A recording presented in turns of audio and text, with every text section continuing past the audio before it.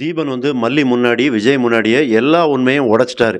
அவரு அப்படி உண்மைய உடைச்சது சரியா அப்படின்னா, கண்டிப்பா சரிதான். ஏன்னா, இதுவரைக்கும் அவர் வந்து பொறுத்து பொறுத்து பார்த்தாரு. தீபிகா ஏதாவது ஒரு சூழ்நிலையில மாறுவாங்க அப்படின்னு நெனைச்சாங்க. அதே நேரத்தில தீபிகா கிட்டயும் சில விஷயங்கள பேசுறாங்க. மல்லிய பழி வாங்குறத விட்டுரு அப்படிங்கிற மாரிலாம் சொல்றாங்க. ஆனா வந்து தீபிகா கேட்குற மாரி இல்ல. அதுக்கு மீறி எல்லை மீறி தான் தீபிகா போறாங்க. எப்படி போறாங்க அப்படின்னா, அதாவது வெண்பா விஷயத்தில. வெண்பாவும் அவங்க பொண்ணு ஐஸ்வர்யாவும் ஸ்கூல் போயிட்டு வராங்க. அந்த இடத்துல அந்த குழந்தை முன்னாடி எப்படி நடக்கக்கூடாதோ ஒருத்தர், ஆனா இந்த தீபிகா அவ்வளோ படுமோசமா நடந்துக்கிறாங்க.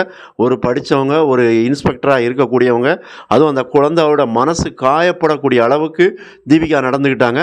அப்ப இந்த விஷயம் எல்லாம் தீபனுக்கு தெரிஞ்ச உடனே தான், அதன் பிறகு தான் வந்து விஷயத்த வந்து உடைக்கிறாரு. அவர் அப்போ சொல்லும்போது, மல்லி அதுக்கப்புறமா எல்லா விஷயத்தையுமே தெளிவா அங்க என்ன நடந்தது, அப்போ இந்த இடத்துல வந்து தினேஷ் என்ன பண்ணாங்க, அதாவது அவர் ஒரு சைக்கோ மாரி நடந்துக்கிட்டாரு அப்படிங்கிறத சொல்லாம சொல்லியிருந்தாங்க. ஏன்னா, ஒருத்தர் வந்து ஒரு பெண் மேல வந்து காதலோ ஏதோ கொண்டா கூட, அப்போ அந்த இடத்துல வந்து அவங்கள ஃபோர்ஸ் பண்ண முடியாது. அப்போ அந்த பெண்ணோட சம்மதம் இருக்கணும், அந்த பெண்ணுக்கு பிடிச்சிருக்கணும். ஆனா, அந்த அடிப்படை அறிவு கூட இல்லாத தினேஷ் வந்து வலுக்கட்டாயமா மல்லிய வந்து கல்யாணம் பண்ணிக்கணும் அப்படின்னு நினைக்கிறாங்க. அதுவே முதல்ல தவறு தான். அப்ப அந்த விஷயம் தான் அங்க வந்து அவருக்கு வந்து ஒரு பெரிய பிரச்சனையா மாறுது. அப்போ ஒரு கட்டத்தில மல்லி வந்து உடைச்சு பேசியிருந்தாங்க. எனக்கு உங்க மேல எந்த விதமான காதலோ எதுவுமே இல்ல அப்படின்னு. அப்ப இந்த விஷயத்தெல்லாம் நடந்தத எல்லாருமே தீபன் கிட்ட சொல்றாங்க. அப்ப தீபனுக்கும், தீபிகாவுக்கும் சொல்லப்பட்ட விஷயம், அவங்க புரிஞ்சு கொண்ட விஷயம் வேற. ஏன்னா இந்த தினேஷ் வந்து உண்மையிலே மல்லி வந்து ஏமாத்திட்டாங்க தினேஷ. அதனால தான் வந்து தினேஷ் வந்து சூசைட் பண்ணிட்டாங்க அப்படிங்கிற மாரி தீபனும் நினச்சிருக்காங்க, தீபிகாவும் நினச்சிருக்காங்க. அதனுடைய விளைவு தான் மல்லிய பழி வாங்கணும்னு தீபிகா துடிச்சிட்டு இருக்காங்க.